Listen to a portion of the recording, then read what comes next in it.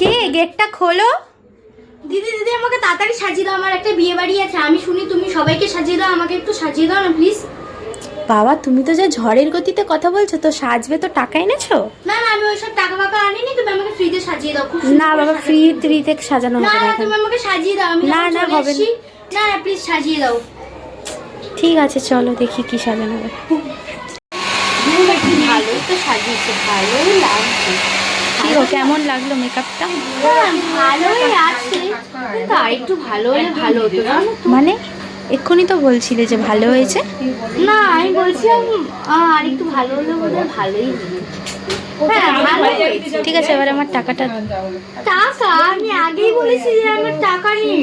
না, টাকা তো দিতেই হবে। না আমি টাকা দিতে পারবো না, সরো সরো, আমাকে যেতে দাও, সরো। মানেটা কি?